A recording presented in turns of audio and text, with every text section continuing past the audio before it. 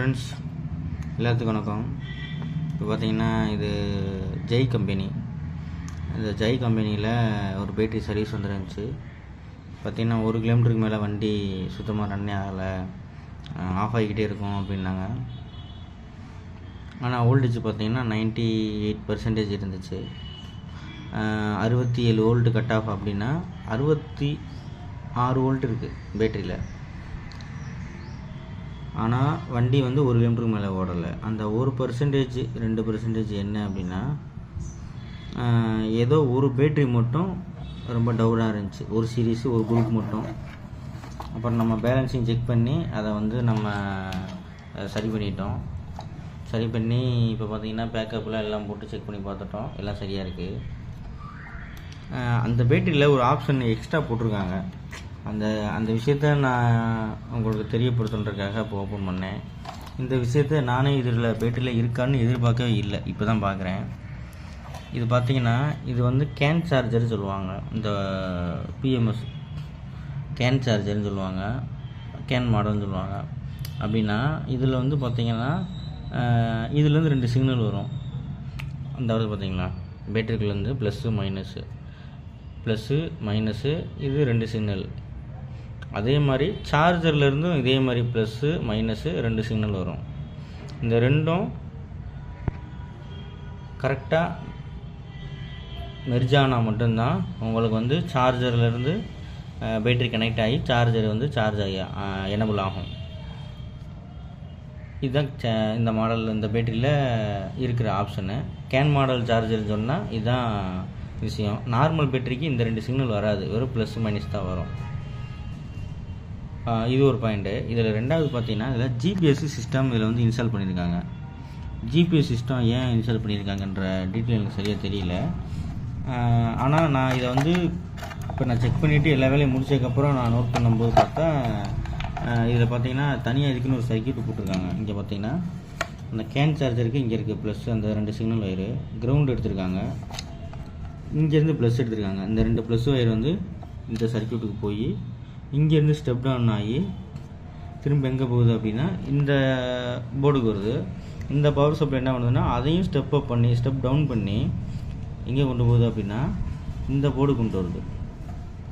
இந்த போர்டில் என்ன பண்ணியிருக்காங்கன்னா இந்த போர்டில் தான் ஜிபிஎஸ் சிஸ்டம். இதுதான் அந்த போர்டு. இந்த சிம் போட்டிருக்காங்க, ஒரு ஏர்டெல் சிம் போட்டிருக்காங்க. இந்த போர்டுக்கு ஒரு பேக்கப்புக்காக ஒரு பேட்டரி போட்டிருக்காங்க. இங்கே பாருங்கள். அப்போ என்ன நடக்குதுன்னா இந்த பேட்டரியிலேருந்து ப்ளஸ் மைனஸ் எடுத்துக்கிட்டு ஸ்டெப் டவுன் பண்ணி இந்த பேட்டரி வந்து சார்ஜ் ஆகுது. இதிலேருந்து திரும்ப இந்த பேட்டரி சார்ஜ் ஆன் ஆகுது. அப்போ ஏதாவது பிரச்சனை அப்படின்னா இந்த பேட்டரிக்கு டேரெக்டாக இல்லாமல் தனியாக ஒரு பேக்கப்புக்காக பேட்டரியை போட்டு என்ன கம்ப்ளைண்ட்டு அப்படின்னு செக் பண்ணுறதுக்காகவும் பேட்டரியை டோட்டல் பவரே கட் ஆஃப் பண்ணுறதுக்கு ஒரு ரிலேவும் போட்டிருக்காங்க. ஆனால் ஜிபிஎஸ் இருக்கலாம், ஓகே. ஆனால் இங்கே பேட்டரியோட அவுட்புட்டை கட் பண்ணி ஒர்க் பண்ண வைக்கிறதுக்கு எதுக்கு சிம் போட்டிருக்காங்கன்ற டீட்டெயில் எனக்கு தெரியலை. எனக்கு தெரிஞ்ச ஒரு விஷயம் வேணால் இருக்க வாய்ப்பு இருக்குது.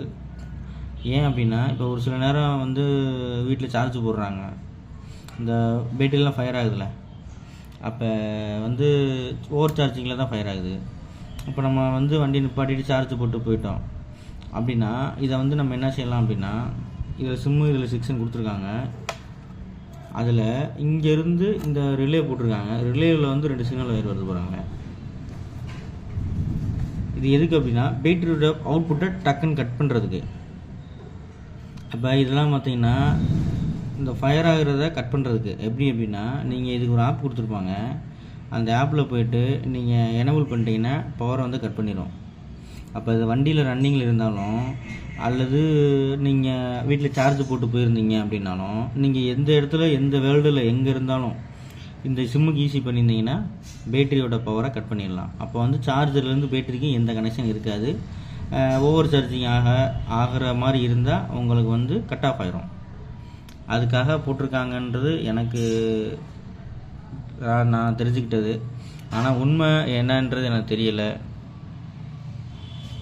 எனக்கு தெரிஞ்சது அவ்வளோதான். ஏன்னா அந்த கட் ஆஃப் பண்ணுறதையும் இதையும் பார்க்கும்போது அந்த ஓவர் சார்ஜிங்கையும் அவுட்புட்டை கட் பண்ணுறதுக்காக இருக்கலாம் அப்படின்னு தோணுது. அதுக்காக இதுக்குள்ளே இவ்வளோ ஒரு சிஸ்டம் போட்டிருக்காங்க பாருங்களேன்.